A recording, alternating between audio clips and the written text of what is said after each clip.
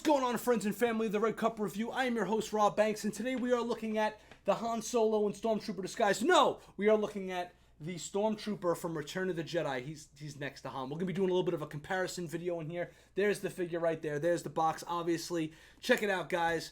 Come on, join the family. Subscribe to the Red Cup Review. But first, check out the Collector's Zone Cantina on Facebook. That's Collector's Zone Cantina on Facebook, or CollectorZone.com. That's the sponsor of today's show. Hope you guys enjoy it as much as I do. Every time I do. Is that good? Everything's got to be over the top with this. We're going to start the review by just showing you how different this new Return of the Jedi Stormtrooper is than this Han in Stormtrooper disguise.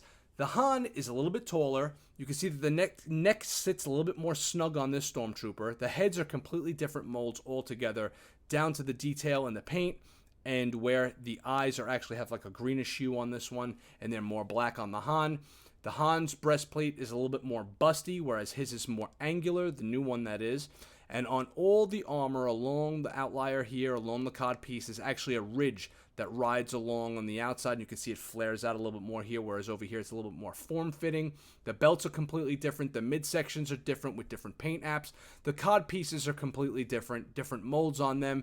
But from the legs down to the feet, they're pretty much the same. Actually, no, now that I'm looking at it, they're not the same. The ridges on this one are actually much thicker than the ridges on this one. So this one has a completely different mold altogether, guys. Now that you guys have seen the difference, let's take a better focus on the Stormtrooper from Return of the Jedi.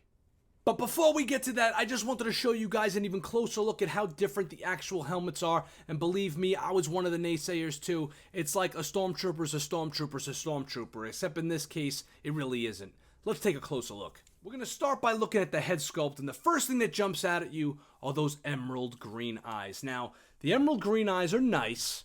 However, I don't know if they're for me. They definitely add a nice amount of color to an otherwise monochromatic type of figure here, right? It's all whites and blacks for the Stormtrooper, so it definitely adds a little bit of something. And in the movie Return of the Jedi, overall, there was a lot of use of the color green.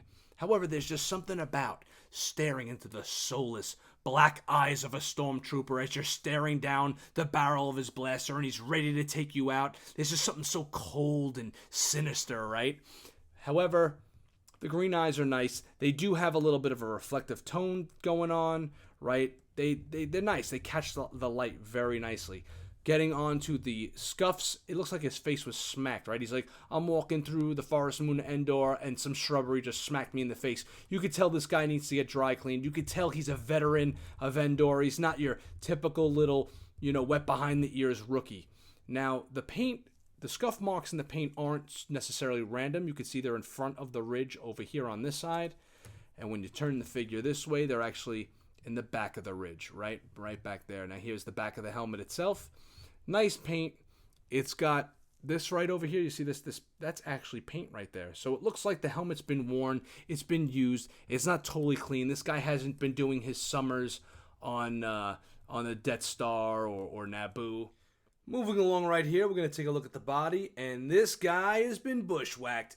Take a look at the dirt and grime. Looks like he's been hanging out in the brush, right? Didn't we make that joke already?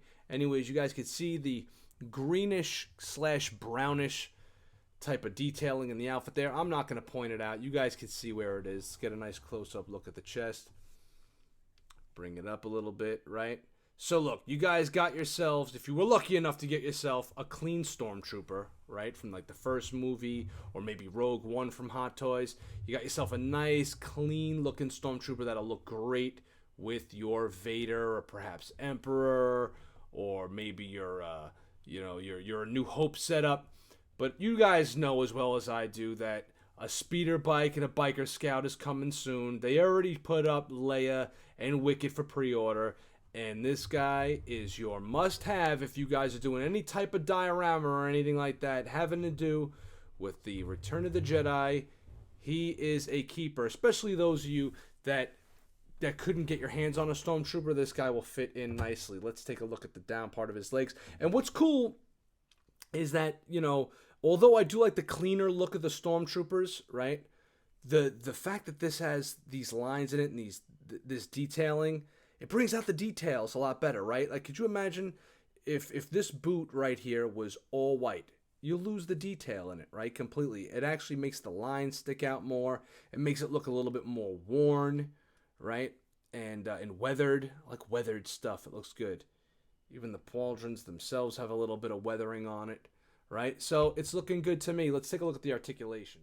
As far as articulation goes, you guys are going to have to manipulate the actual armor itself in order to get, you know, some good turns there. So his arm goes up like that. You got a nice 90-degree bend. You could even bend it a little bit further if you kind of pick this up a little bit. And here's something that's pretty awesome that I absolutely love about these versions of the Stormtroopers, and that's, take a look at the underlying outfit here. It's actually material.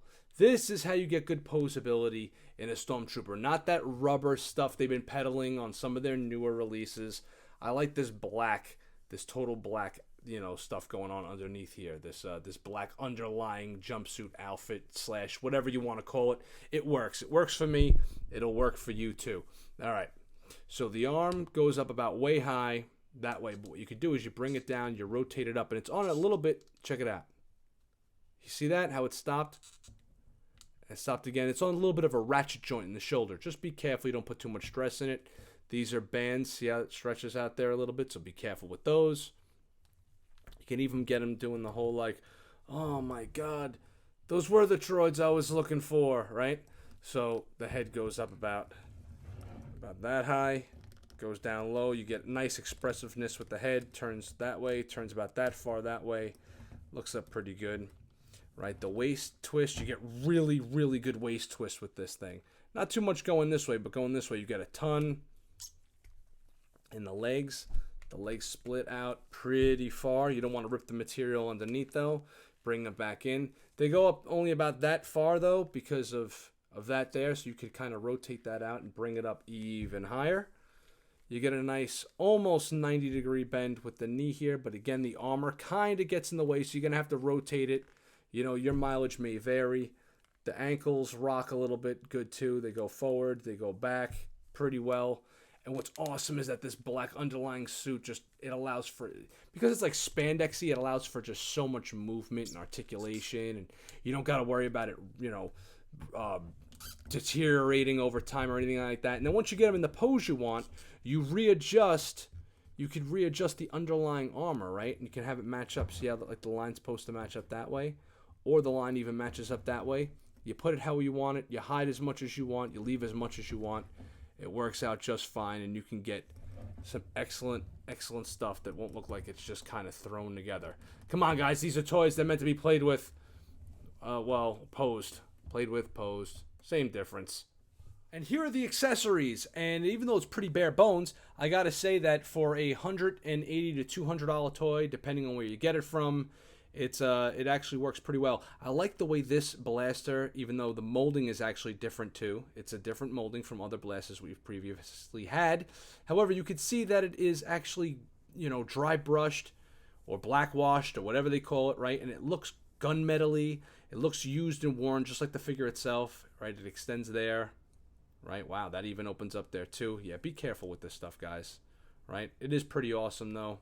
Pistons and pivots and everything else kind of goes in like that, I believe, right? So it looks good. Anyways, moving along, I know that the white is bouncing the light off like crazy, so it's going to be hard to see, but there's a little pack that goes on his back there. And each one of these hands, some of them have the same type of paintwork that the figure has, whereas you can see the scuff marks and the dirt and stuff on the whites themselves. You got 1, 2, 3, 4 left hands. One of them's on the figure, which is the relaxed hand. You got the trigger finger up there. You got a right trigger finger as well, another right relaxed hand, and the 2 fists, along with the stop or my mom will shoot hand, right? Or the halt, right? And I actually feel myself lucky. Look, I won the Stormtrooper lottery because I know a lot of people were getting those Sith Trooper nameplates with their Stormtrooper, and mine actually says Stormtrooper, so I am proud of that. And I got to tell you, man, for what you're getting, I know it's bare bones, but at $180 to $200, I'd say it's a good value. The Empire demands you subscribe to the Red Cup Review. Anyways, guys, we're giving this figure 4.5 cups because he's not absolutely perfect, but the playability factor on him is through the roof, man. He photographs really well for those of you guys that want to, you know, take photos of your figures and stuff. and he's just a lot of fun. There's no underlying rubber suit that's going to hinder articulation or deteriorate over time, and you can really do a lot of crazy and fun and exciting things with him. I think he's going to look great once the rest of the Return of the Jedi Troopers come out, i.e. the Scout Trooper. Let's get on that shit.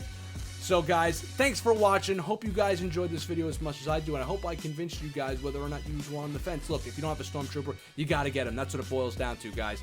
Thanks for watching. Subscribe to the Red Cup Review, and thanks to the Collector Zone Cantina on Facebook, aka CollectorZone.com, for sponsoring this video. This is Rob Banks saying we will see you on the dark side. Over the top. Isn't that what YouTubers like, when people just go over the top? Right? You gotta be all like, yo, check this shit out, right?